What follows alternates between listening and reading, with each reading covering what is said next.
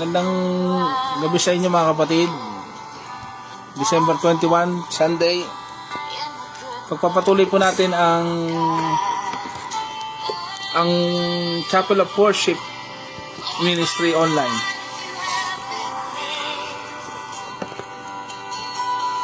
Kanina po kasi ay may lumapit sa akin na nangangailangan ng spiritual guidance.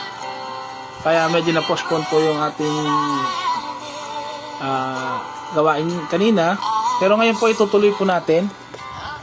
At praise the Lord kasi po ay buhay ang Panginoon at patuloy po niyang dinadala po sa akin yung mga tao na nangangailangan po. Mga sa buhay na spiritual, kailangan ng counseling po. Tulungan po natin sa pamamagitan ng pananalangin. Paglapit sa niya sa Panginoon na kailangan po ng tao sa panahon natin ngayon ang pagkakaroon po ng pagkakilala sa Panginoon sa Kristo.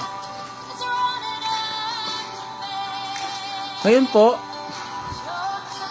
isishare ko po sa inyo ang isang sermon na atin pong pagbubulay-bulay ngayon.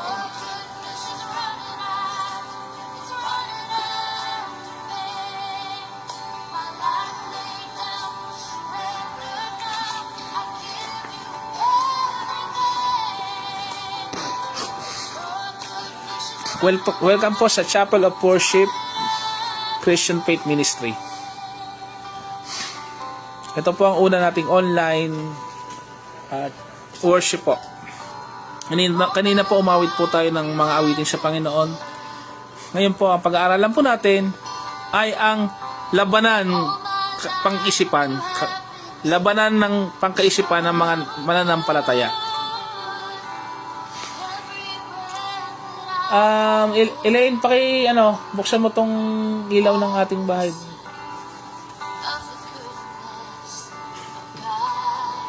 Okay po, ang pamagat po ng pag-aaralan natin ay Believer's Battle. Naniniwala po ba tayo mga mananampalatayang Kristiyano, sa mga mananampalataya pong Kristiyano, na ang buhay pananampalataya ay may kakaibat na pakikibaka o pakikipaglaban? Unang-una po, sa ating sarili. Noong tayo ay nakakilala sa Panginoon, una nating mararanasan na may mga gusto tayong gawin sa ating pisikal na ayaw nating gawin dahil may nabubuhay na rin sa akin din sa espiritual.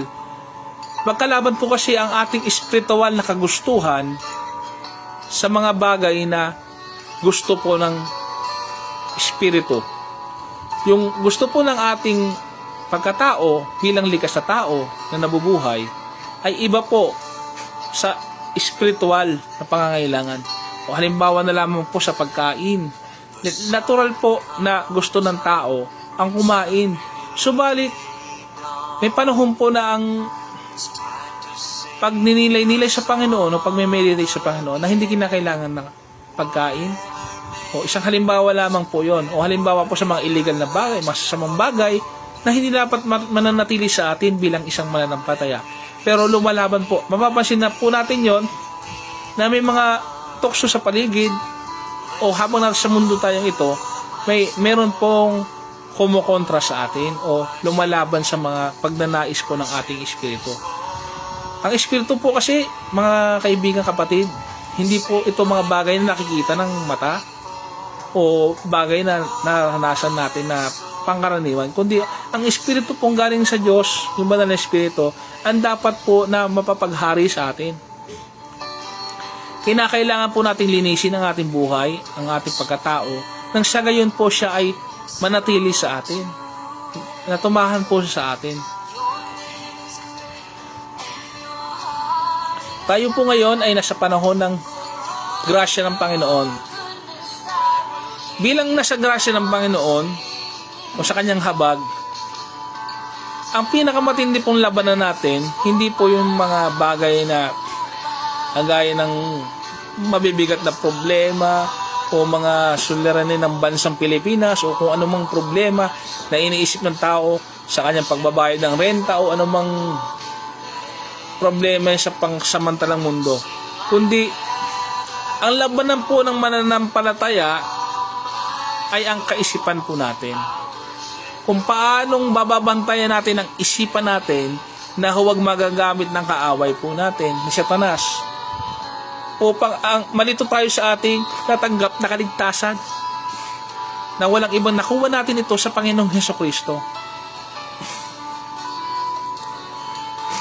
Na nawawala po kasi yung kaligayahan natin sa paglilingkod o yung testimonya natin sa iba, nawawala po iyon kapag nakagawa tayo ng mali. Kapag nakagawa na tayo ng hindi maganda, bilang tao lang na nagkakamali, nakaranas po tayo na gumawa ng isang simple, sasabihin natin white lies, o pwede natin sabihin ayaw lang natin masaktan yung tao, gumawa tayo ng mali, pero still is mali, di ba po? Nasisira na po yung panatoo natin doon. Nasisira na po yung kumpiyansa ng tao na sa atin dahil tumingin po sila sa tao. Pero maliwanag po na titingin na tayo, walang iba, hindi po sa tao, kundi sa Panginoon Hesukristo.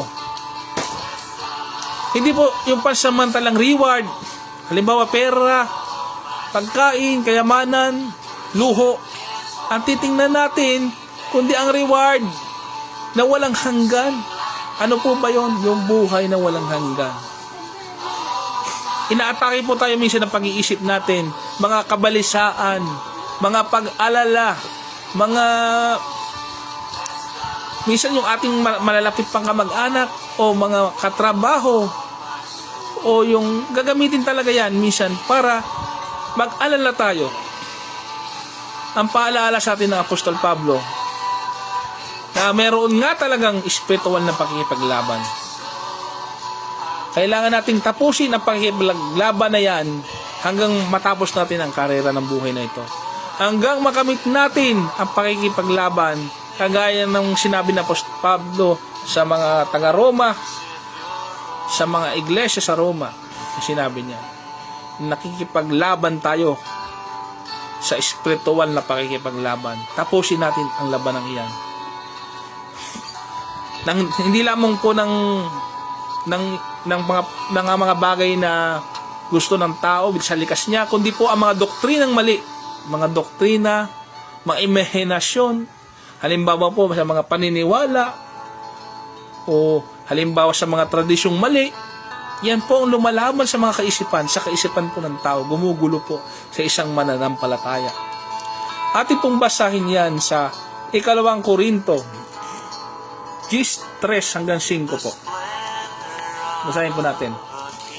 2 Corinthians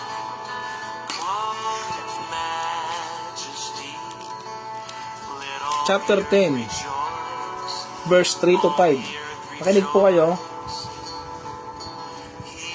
Kung nabubuhay man kami sa mundong ito, hindi naman kami nakikipaglaban ayon sa pamamaraan ng mundong ito.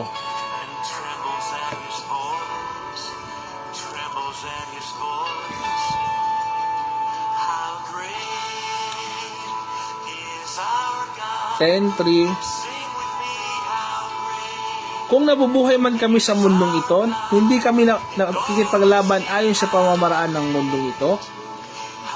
Ang sandata namin sa pakikipaglaban ay hindi makamundo, kundi ang kapangyarihan ng Diyos na nakakapagbabagsak ng mga kuta.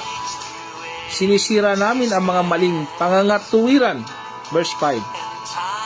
Ginagapi namin ang lahat ng nagmamataas laban sa kaalamang tungkol sa Diyos at binibihag namin ang lahat ng kaisipan upang matutong sumunod kay Kristo. Maliwanag po na sinasabi ng kasulatan ni San Pablo sa mga taga-Korinto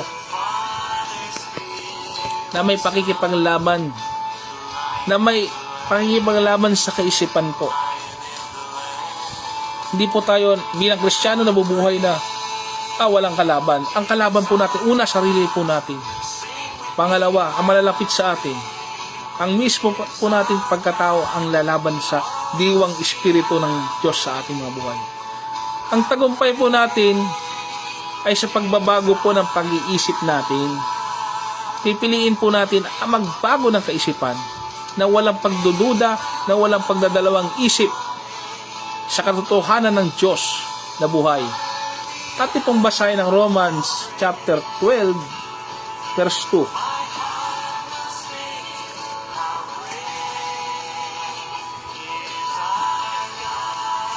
Romans 12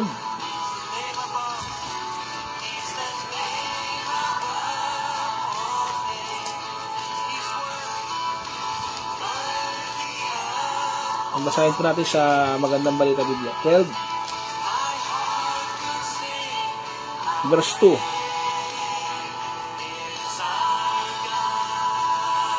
Huwag kayong makiayon sa takbo ng mundong ito. Sa halip, hayaan niyong baguhin ng Diyos ang inyong pag-iisip upang maunawaan ninyo ang kanyang kalooban. Sa gayon, magagawa ninyo kung ano ang mabuti, kalugod-lugod at ganap sa kalooban ng Diyos. Basahin din po natin sa Timothy chapter 2. 2 Timothy chapter 2.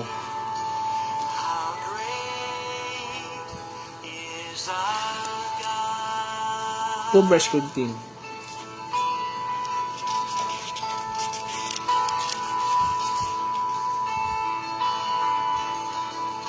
Sikapin mong maging kalugod-lugod sa paningin ng Diyos. Isang manggagabang, walang dapat ikahiya at tama ang paggamit sa salita ng katotohanan. Hindi po natin dapat ikahihiya ang ebanghelyo o ang pangangaral ng salita ng Diyos. Hindi po natin sasabihin natin, nakakahiya na tayo'y ganito, pastor o kristyano o manggagawa ng Diyos. Labanan po natin ang malisya ng pag-iisip na mali laban sa pamunuan ng Diyos. Tandaan niyo po na kumukontra po ang likas na kasamaan natin sa panawagan ng Diyos na tayo magbagong buhay. Na tayo maglingkod sa isa't isa at tanggalin po natin ang pride natin. Maliwanag po yan sa banal na kasulatan na talaga pong mahihirapan ang isang bagong Kristiyano. Sa isang bagong Kristiyano, maranasan niyo itong magtataka siya bakit siya nahihirapan sapagkat tunay nga may labanan. Meron po tayong siyam na pagkikipagbaka na sana po maunamaan ng nakikinig sa aking mga Kristiyano. Sa mga hindi po Kristiyano, hindi pa nauunawaan ng mga aral na ito, hayaan nyo pong, pwede nyo po akong kontakin o ano, upang magabayan ko po kayo sa pamumuhay Kristiyano po. Ikalawang Korinto, Kabanata 10, versikulo 5.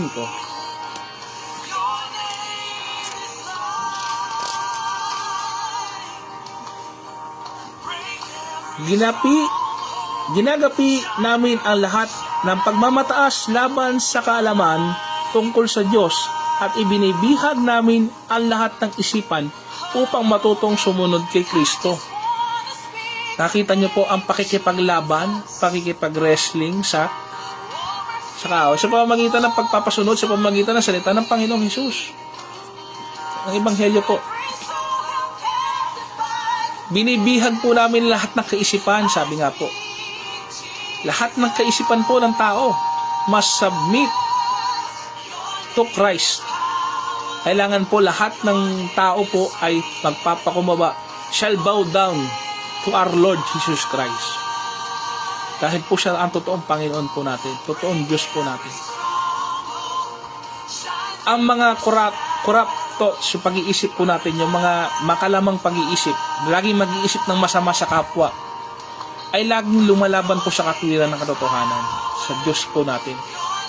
Pag po tayo magtataka, pag tayo bagong Kristiyano, para tayong nag-iisip na tama ba itong parang mali. Ba't ngayon parang hindi ko nakasama mga kaibigan ko dati, ba't ngayon nilalayuan ako, bakit ngayon parang nakokornihan na sa akin na aking nobya o aking asawa. Dahil talaga pong ganun ng Kristiyano. Dahil tinawag po tayo pagiging isang banal upang mapatunayan ang katwiran ng Panginoon Diyos sa atin. Ang kaibahan natin dahil hindi po tayo tagalupa. Tagalangit po tayo. Ang ating pupuntahan po pag tayo mamamatay, kung tayo nagsisi sa ating mga kasalanan, dahil tinanggap po natin ang Panginoong Jesucristo, ay tiyak po ang kaligtasan. Sa langit po ang punta ng tunay na mananampalatayang Kristiyano. Kaya po kayo na nakikinig, mga kapatid sa Panginoon, tanggapin po natin ang Panginoon sa buhay natin bilang ating Panginoon at tagapagligtas sa ating buhay. Yan, chapter 3, verse 16 po yan. Mababasa po natin. Control thoughts. Kailangan kinokontrol po natin ang pag-iisip natin. Hindi po hayaan mag-isip lang, makakita lang ng masamang bagay o yung mata po natin makakita ng masamang bagay. Yung isip po natin mag-isip na basta-basta. Ang pag-iisip po natin, kagaya po ng mga atleta, dinidisiplina po. Kailangan po may disiplina ang ating kaisipan. Hindi yung hahayaan natin mag-isip ng masama ang isip natin. Hindi yung manood na lang tayo ng manood ng mga sa TV. Hindi natin hahayaan yung pigilan ng ating tenga, ating na makinig. Ganyan po ang pag-iisip, kailangan natin pasunurin. Ang mangunguna po dapat sa atin ay ang banal na espiritu. Talaga po may pakikipaglaban, huwag po tayo magtataka bakit tayo nahihirapan kapag tayo ay mananampalataya na. Meron po din kasing tinatawag na deception. Kung natatandaan po natin sa Garden of Eden, si Eve, yung babae po na una nating magulang, ay nadaya ng mga doktrina ni Satanas. Di ba sinabi niya, hindi ka mamamatay kapag kinain mo ang pinagbabawal na bunga? Subalit, ang katotohanan, namatay nga po eh. Nauna nga lang po ang spiritual, pero sumunod po ang physical na katawan. Kaya po ang tao ngayon, namamatay ang tao. Ikaw lang ang Korinto, 11, versikulo 3. Basahin po natin sa banal na Biblia.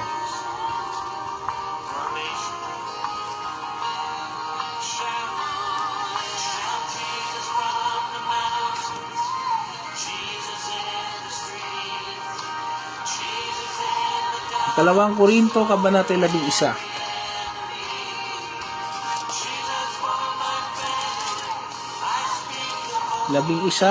Versikulo 3. Ngunit nag-aalala akong baka malaso ng inyong isipan at mailayo kayo sa tapat dalisay sa pananampalataya kay Kristo. Tulad ni Eva, nalinlang ng ahas. Sino ba nalinlang sa ating unang magulang? Walang iba kundi si Satanas, ang ahas. Nilinlang niya po sa pamagitan ng pag-iisip, ng ating pag-iisip, sa pagiging matalino ng kaaway. Nadadaya sa pamagitan ng salita, sa pag-iisip, nadaya po tayo ng masamang yung ahas po. Napakagaling po ng kaaway natin sa paglilinlang. Nagpapanggap siya misang akit-akit, nagpapanggap siya misang maganda sa pandinig, pero ang katotohanan ay panlilinlang po sa huli. Tayo po ay magkakaroon ng confusion o pag-iisip po natin, nahahaluan ng mga paniniwala ng hindi dapat paniwalaan. Halimbawa, paniniwala sa astrolohiya, panghuhula, sa mga bagay na napapanood natin sa mga TV, mga alien, halimbawa. Totoo ba ang alien? Totoo ba evolution? Totoo ba ang mga mystery o mga science na Pero kung hindi po tayo grounded sa banal na kasulatan, yan po ang mga panlilinlang ng kaaway sa atin. Na kung hindi tayo mananampalataya sa Panginoon at ipipix natin ang kaisipan sa Panginoon, ay talaga po, malaman lang natin yung konsensya, kaalaman, maililigaw na po tayo. Kaya po kaiingat ang ating mga anak na pinag-aaral sa eskwelahan na nasa natututulan. Kailangan po talaga ang mga anak natin ay una sa lahat ay matutuhan nila ang aral ng salita ng Panginoon.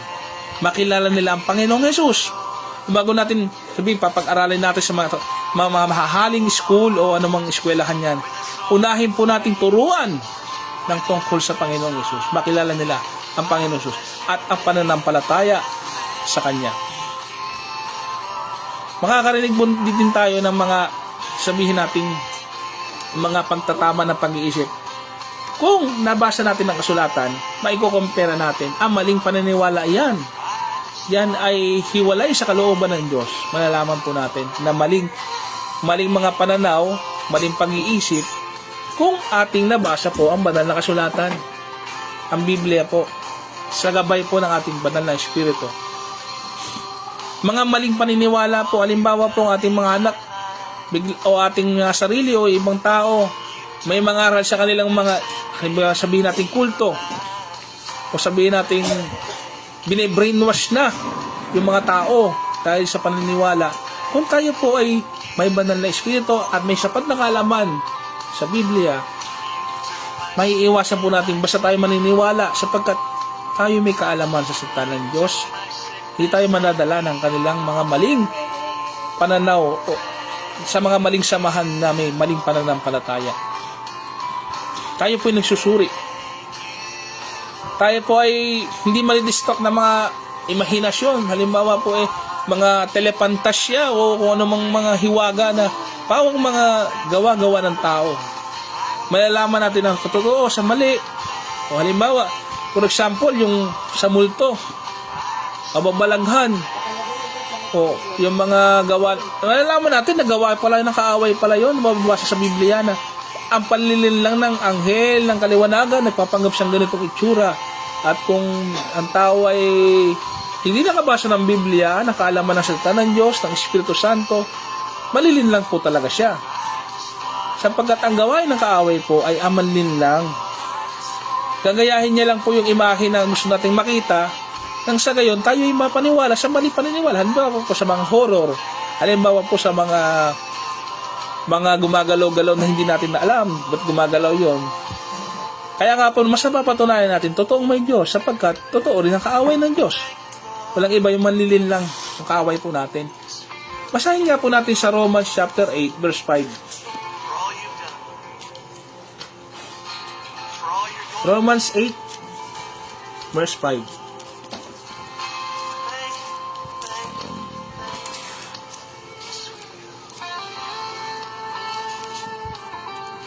Verse 5 po, sa 8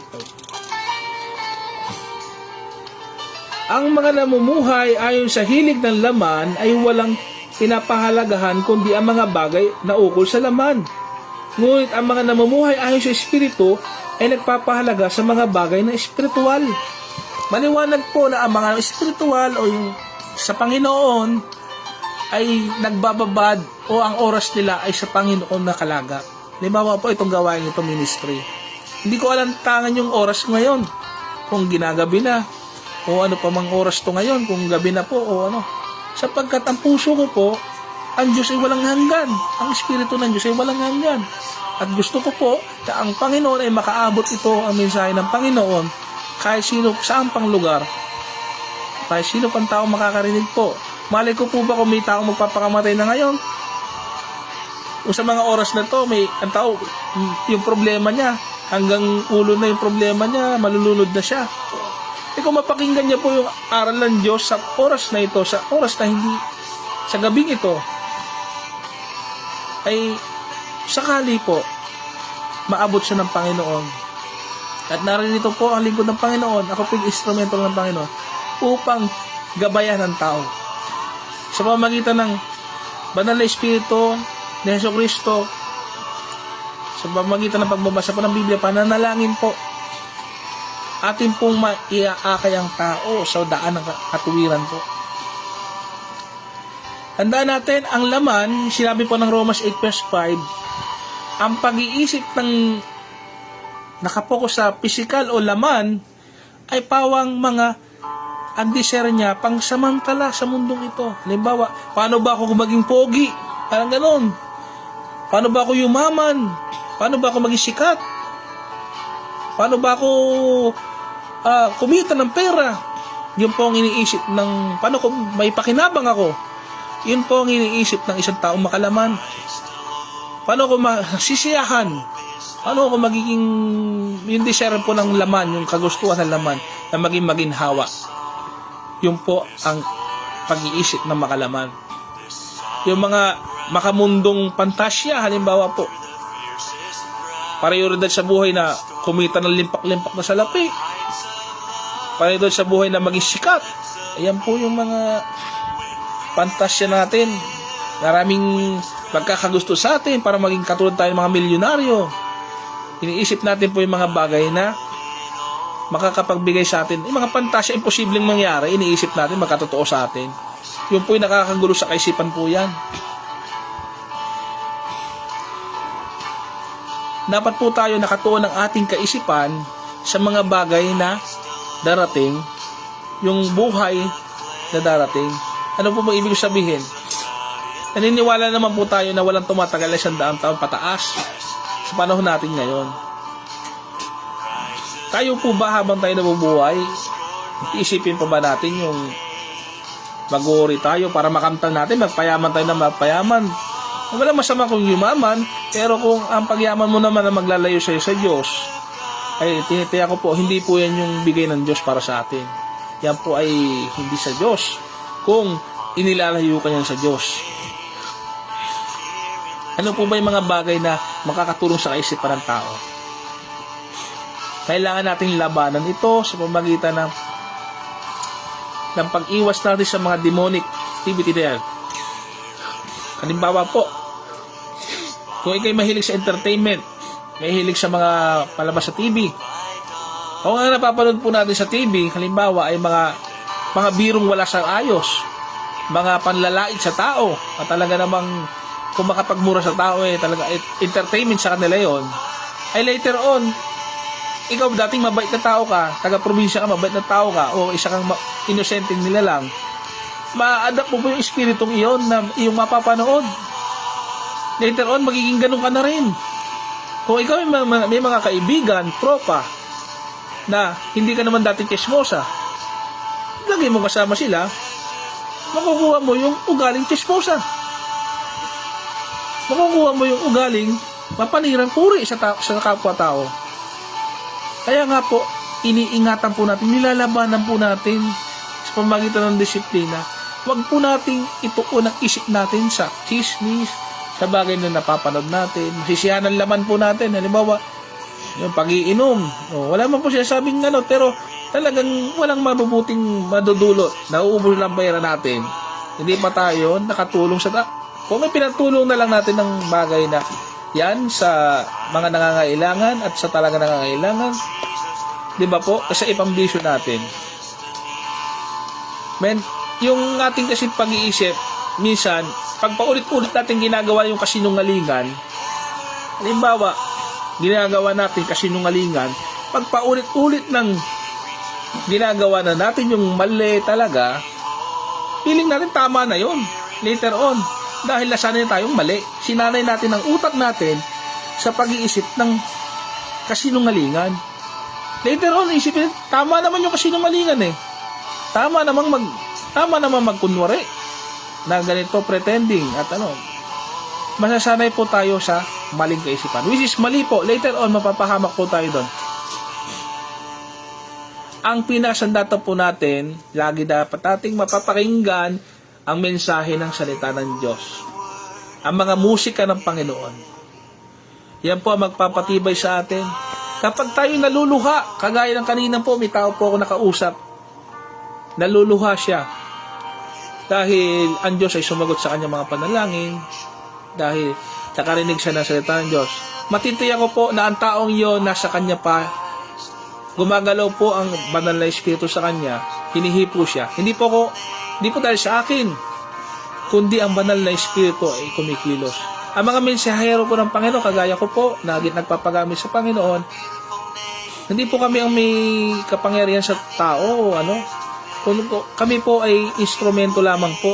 Kung may mga nakaka-relate po at talagang natutulungan po, praise the Lord po, pero lahat po yan gawa ng Panginoon. Ang katotohanan, sabi nga ng salita ng Diyos, ang magpapalaya sa atin. Tayo po lahat may sakit. Kung sa psychology, lahat tayo may sakit sa pag-iisip. Lahat sa psychology nilabelan.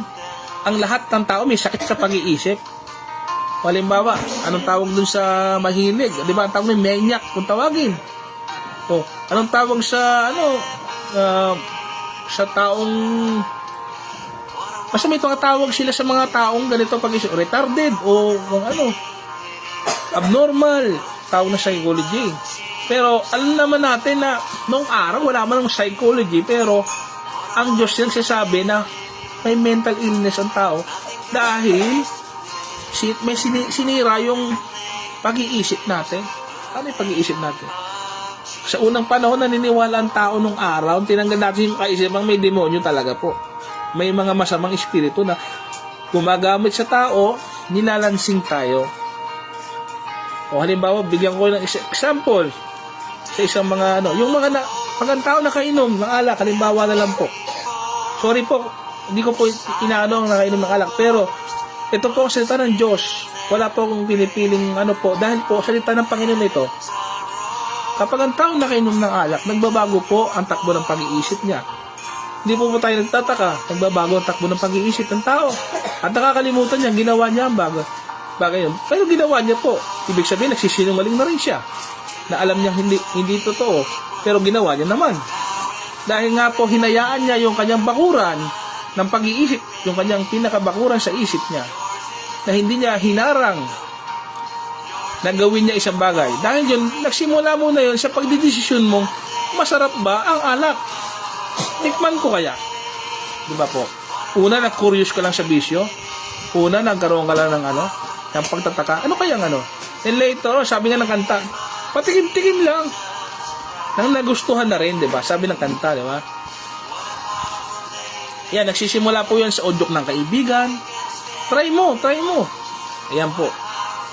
Pero bilang Kristiyano ka, mag-iba tayo ng takbo ng pag-iisip. Patunayan natin sa mga katrabaho, mga kaibigan natin, iba takbo ng pag-iisip. Kung nagawa man natin na bigo tayo sa pagbabago ng kaisipan natin, magsisi po tayo sa ating sarili. Lord, patawarin kami. Minsan kami nagkamali, minsan kami nagkulang, minsan naging chismoso po ako, Panginoon.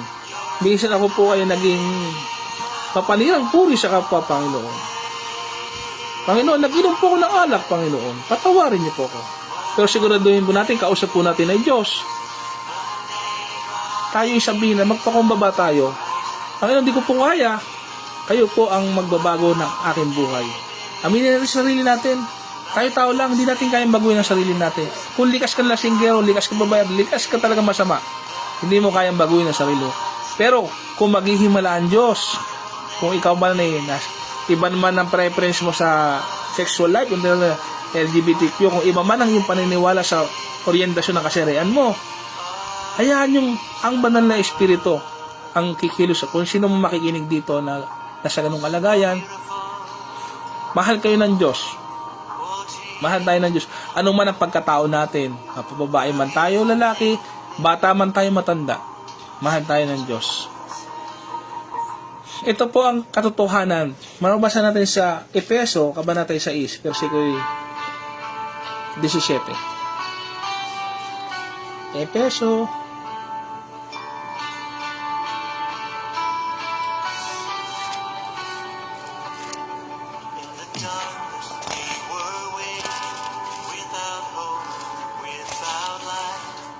Efeso 6:17. Samahan niyo po akong basahin sa Efeso 6:17. Ephesians chapter 6 verse 17.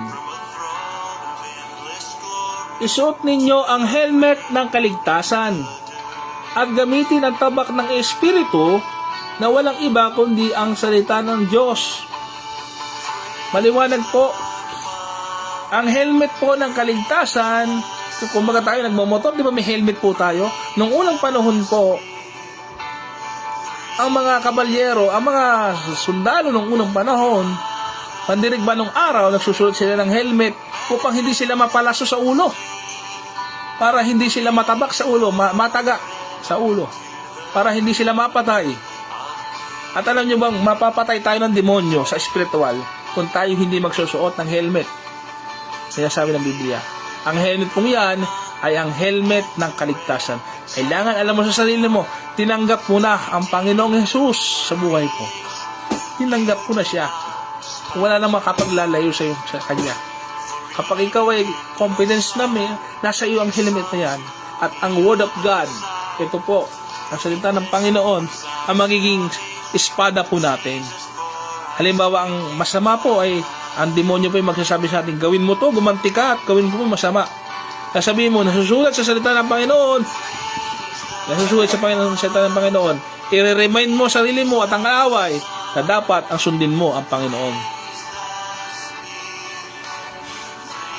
Ito po ang magliligtas sa atin, yung mga bagay na ito. Ito po ang data natin.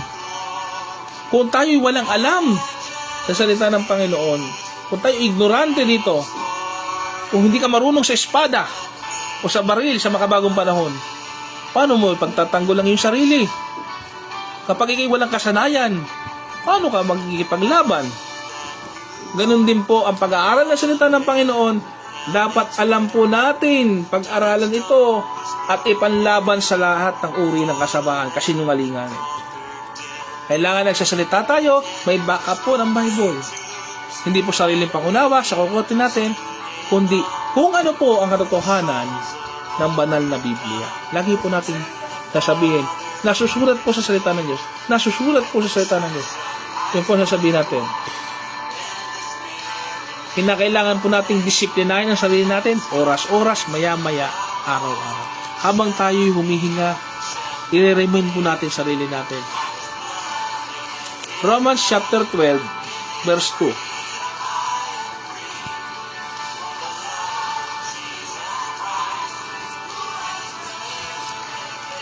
Romans chapter 12, verse 2.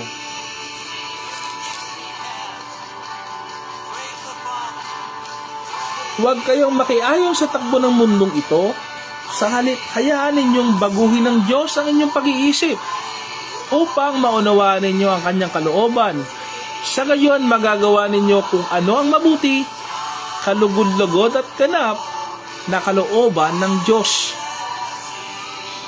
Kailangan pala hindi tayo makisang-ayon sa sanglibutang ito. Sabihin, kung hindi ka sang-ayon, hindi makakaaway mo sila. Ganun na ganun po talaga kapag ikay Kristiyano, sasalungutin mo ang paniniwalang baluktot ng mundong ito. Bilang isang luma, babaguhin niya. Dati kang masama, babaguhin niya po yan. Parang himala, magta-transform po tayo sa isang bagong pagkatao. Gusto niyo bang malinis? Kumbaga sa motor na overhaul ka.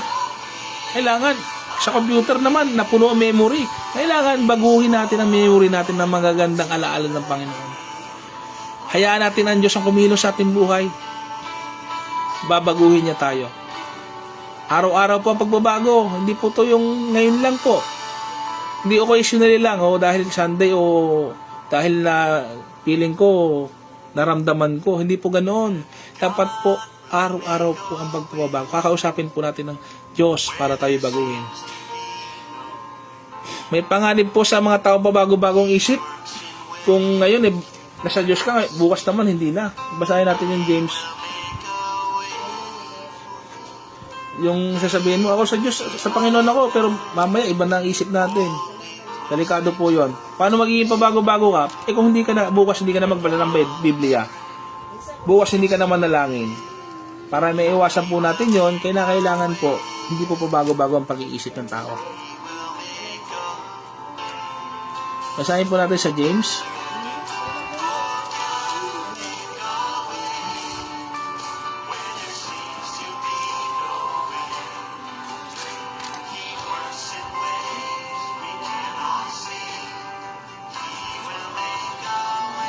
Santiago.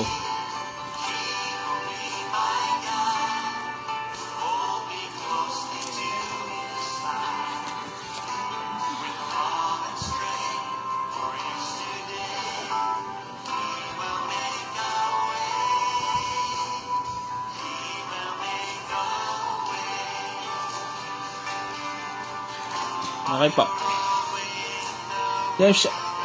James chapter 1 verse 8. Magkalaban po ang dalawang ito, ang laman at ang espiritu.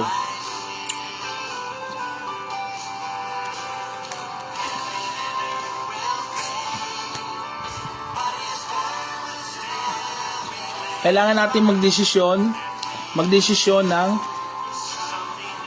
ng firm. Kailangan po pag nagdesisyon tayo, paninindigan po natin. Nabasa po natin yan sa James 1:8. Na ang taong pabago-bago ang pag-iisip.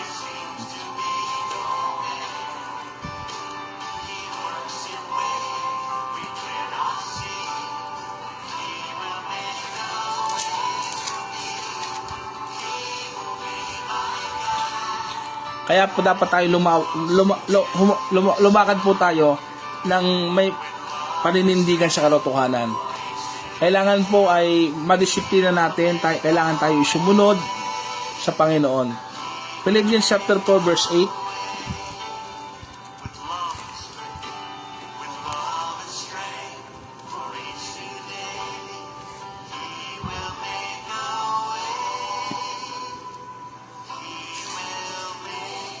Philippians chapter 4 verse 8. Bilang pagtatapos mga kapatid, lagi niyong isaisip ang mga bagay na karapat-dapat at kapuri-puri, ang mga bagay na totoo, marangal, matuwid, malinis, kaibig-ibig at kagalang-galang.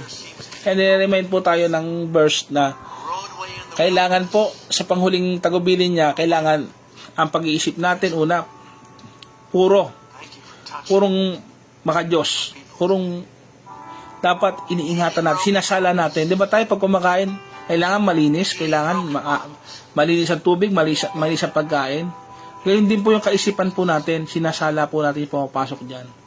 Kailangan sa positibo po tayo, hindi po yung laging masama ang iniisip natin sa kapwa-tao, sa mga leaders natin, sa lahat negative po.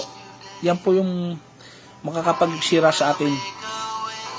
Yung mga kailangan ng katotohanan ipinapractice po natin. Yung pagsunod po natin hindi madali talaga, sa totoo lang ang pagsunod. Pero pag na-exercise po natin yung katwiran, pag nakasanayan na po natin yung tama, yan po ay talagang gagawin na po natin. Nalalaman natin na may destinasyon yung paggawa ng masama at sa paggawa ng kabutihan, talagang may destinasyon yan. Pag ginawa mo yung tama, papupurihan ka sa huli. Pag ginawa mo yung mali, may kapahamakan. 2 Timothy 4, 7-8. Kailangan ho.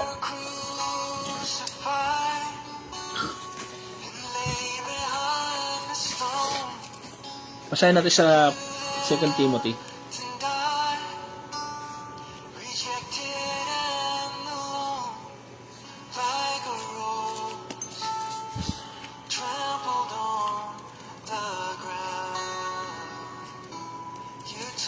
Second Timothy chapter 4 7-8. Huwag mong pag-aksayahan ng panahon ang mga alamat na walang halaga, sa halip na sanayin mo ang iyong sarili sa mga Diyos na pamumuhay.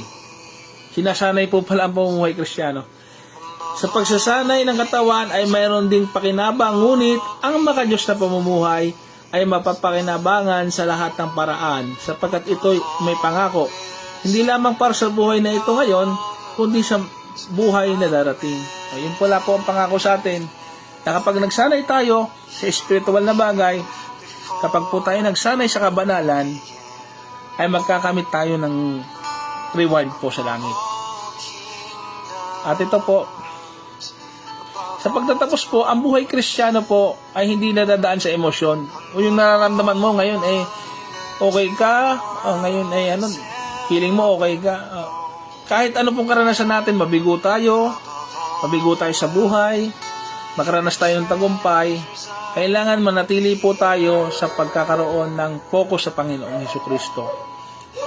Hindi po nadadaan to sa yung pasiyahan o patagalan na kailangan pakitang tao tayo sa tao na ganyan. Kailangan po mapagtugumpay natin ang labanan araw-araw po. Na ang kaisipan po natin mamayani po ang Panginoong Hesukristo laban sa mga pakana ng kaaway. Minsan po ang Kristiyano naisip niya ako'y banal na, ako'y ganito na. Hindi po natin mamalayan, taktika po ng kaaway. Taktika po ng kaaway para magmataas po tayo. Tanggalin po natin yung pagmamataas natin laban sa ating kapwa, laban sa iba. Tanggapin po natin at ang katotohanan na tayo ay naligtas dahil sa grasya lang ng Panginoon. Nahabag lang ang Panginoon sa atin kaya tayo naligtas. Kaya marapat lang na i-share din natin yung kaligtasan sa ibang tao. Sa ibang tao na hindi natin kakilala o sa kakilala man, i-share po natin ang Ebanghelyo. Babasahin ko po sa Galatia 1:4. Panghuli pong Galatia 1:4. verse 4.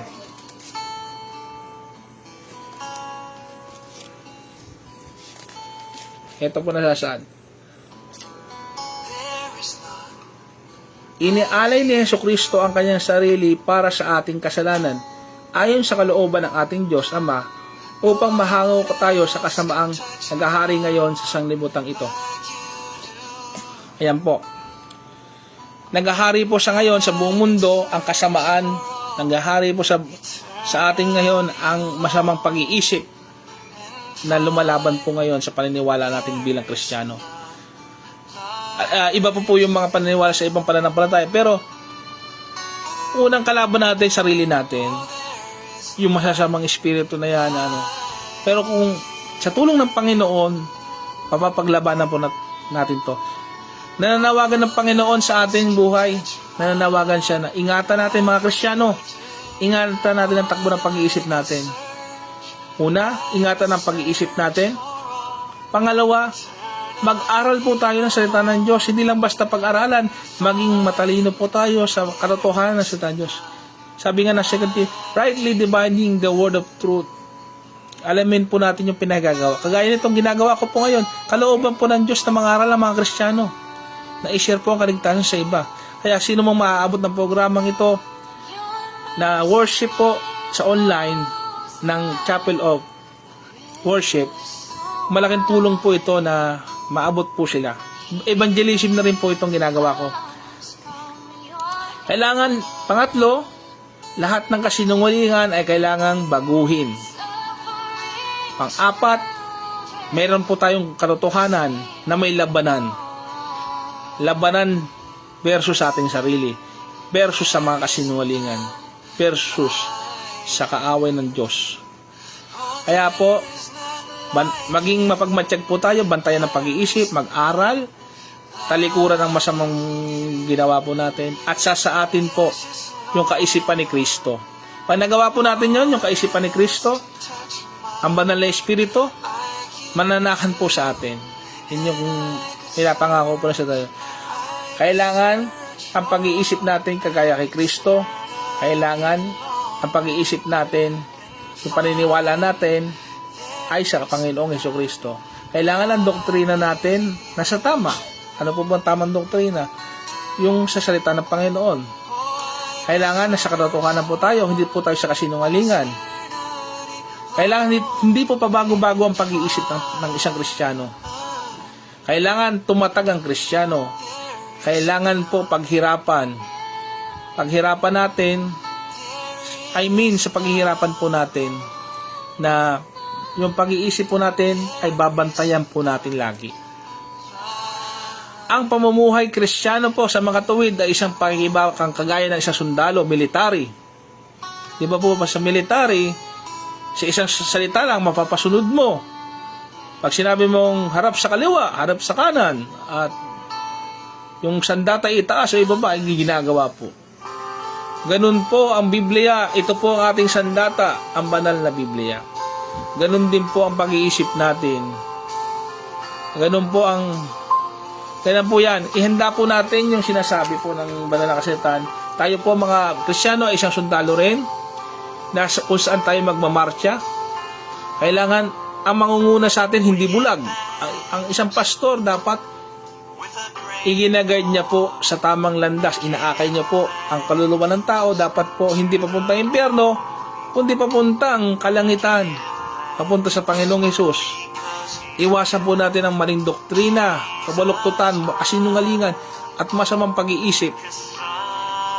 Lahat ng imahinasyon ng pag-iisip nito, dito nagmumula puso-isip. Kaya po, kailangan natin ang pananampalataya sa Panginoon. Yan po ang kailangan ng katuuan, ang pananampalataya sa Panginoon. Sino man po nakikinig dito na hindi pa Kristiyano, ako po yung mananalangin, papanalangin ko po kayo. Sabayan niyo po ako mga kapatid sa pananalangin sa kanila. Amang Diyos na nasa langit, pinupuri ka namin, pinasasalamatan ka po namin sa gabi ito. Marami pong salamat at sila po ay nakapakinig ng mensaheng nanggagaling po sa inyong salita. Tulungan niyo po kami, Ama. Tulungan niyo po kami na lumago pa sa pananampalataya sa inyo. Ama, dinadalangin ko po ang mga hindi pa nakakakilala sa inyo sa pamamagitan po ng programang ito. Nakakakinig sila sa internet, through Facebook, through YouTube, through other platforms na isishare ko po ito, na magkaroon sila ng paniniwala sa Panginoong Hesukristo, na magkaroon sila ng kaligtasan, buhay na walang hanggan. Dinadalangin ko po sila na nawa sila man po ay makakilala at magsama-sama po kami sa kabilang buhay, sa buhay na walang hanggan sa takdang panahon. Kami pong mananampalataya nyo ay nananampalataya po. Ama, dinadalangin ko po among sermon na inahayag ko po ngayong gabi na ginamit nyo lamang po kabilang dayuhan ng pagpapala. Sa pagpalain po lahat ng nakapakinig at masagawa po nila ito. Sa pangalan ni Jesus. Amen. Ngayon naman po ay ang isang gawain ng Panginoon kung saan ang banal na ordinasya ng Panginoon, ang ating po kasing samahang pananampalataya na natatagpong ito ay, ang pangabangan po nito ay Chapel of Worship Christian Faith Ministry. Kasama po dito ay ang pagsunod natin sa mga ordinasyang na itatag ng Panginoon. At ito po walang iba yung tinatawag nating mga ordinansa. Isa po doon ay ang banal na hapunan po. Literal po, banal na hapunan. Kaya po tayo ay dadako po muna sa banal na hapunan.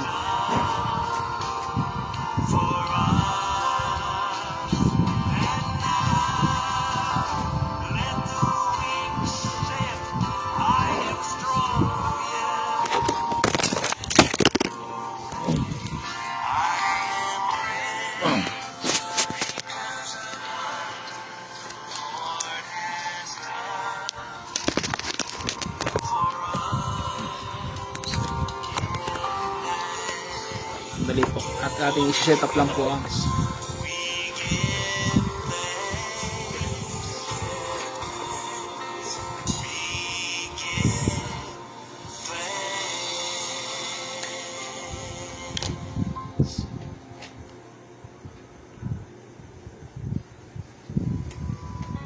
Topi, Mal.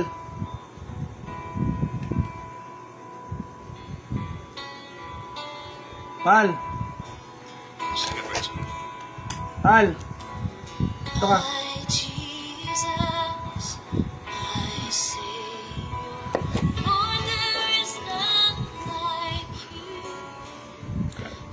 Sandali lang po mga kapatid.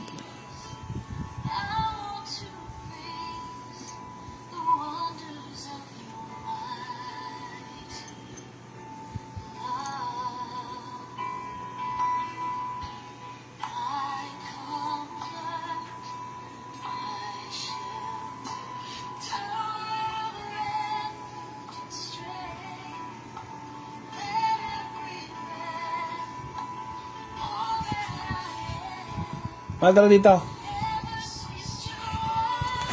Tayo po ay dadako sa banal na hapunan. Ating pong basahin sa banal na kasulatan ang mga taga-Korinto 11:20 hanggang 34. Kaya sa inyong pagtitipon, yan. Basahin po natin yung related po sa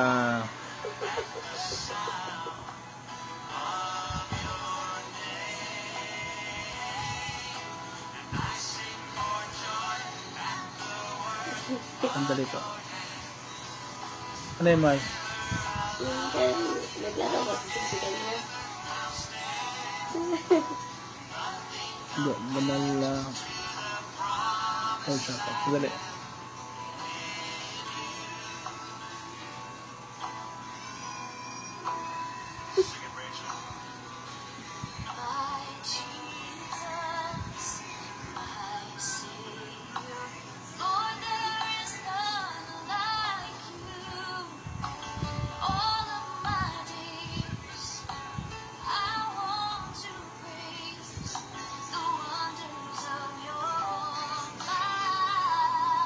Habang piniprepare lang po.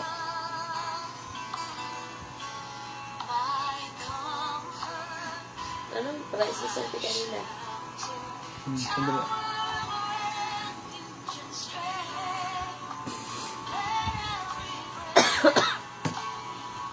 Ating pong basahin sa Biblia po na basahin po natin sa 1 Corinthians chapter 10 verse 16. And the cup of blessing is participation of the blood of Christ, and the bread is the participation to His body. Ina-emphasize po dito na kinakailangan po nating alalahanin ang sakripisyo ng Panginoon. Ang ordinasyon po ito ay tinatag ng Panginoong Jesucristo sa langit.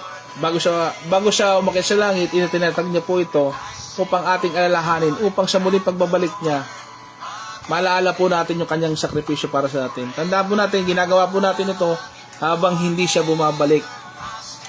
Ang banal na hapunan po. Tayo po manalangin.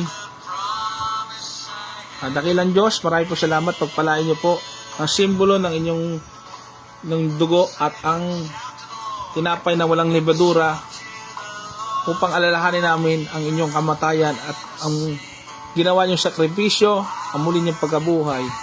Nananampalataya po kami na kayo'y muling babalik sa tamang panahon. Ito po aming dalangin sa pangalan ni Jesus. Amen. Ate pong kainin ng katawan ng Panginoon.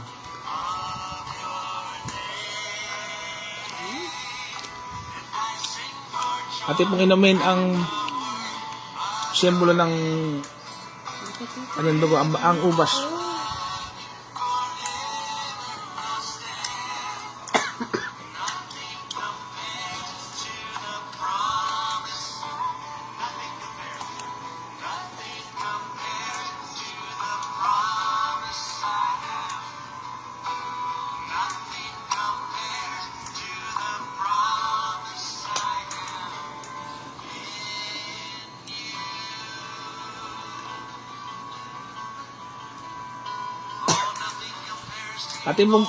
Maraming po salamat sa ating ordinansa na ang banal na hapunan. Nadako naman po tayo sa pagkakaloob o pagbibigayan ng mga mananampalataya na kung kayo po ay kapatid sa Panginoon ay ano po tayo, inaasahan po na ang Panginoon na tayo po susuporta sa kanyang gawain.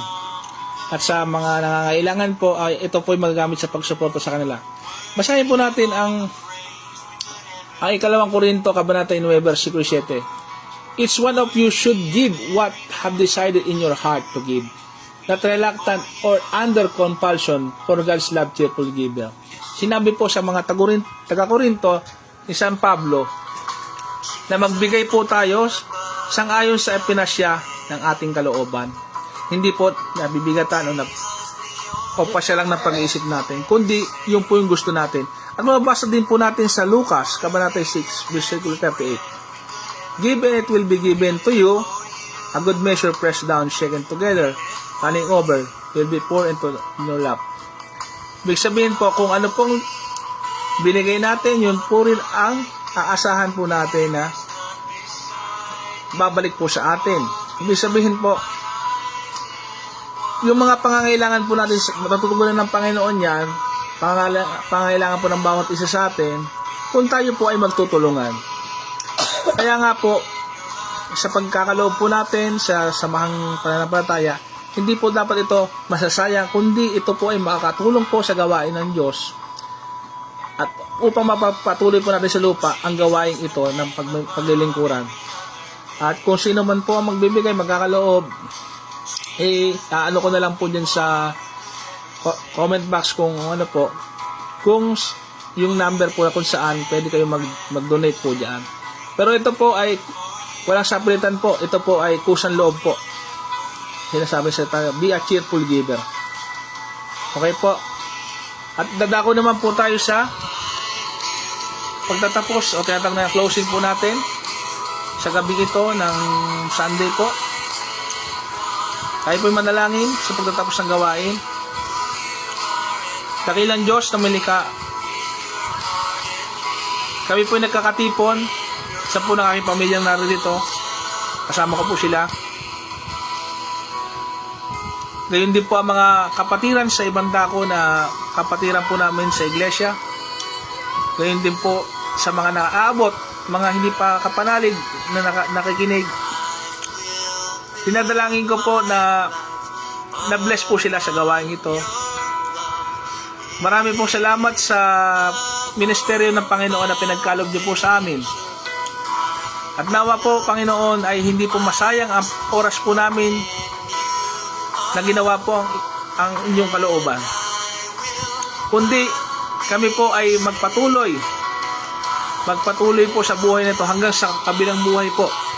Kami magpapasalamat kung kami mapipili nyo, kung kami tatanggapin nyo sa inyong kaharian.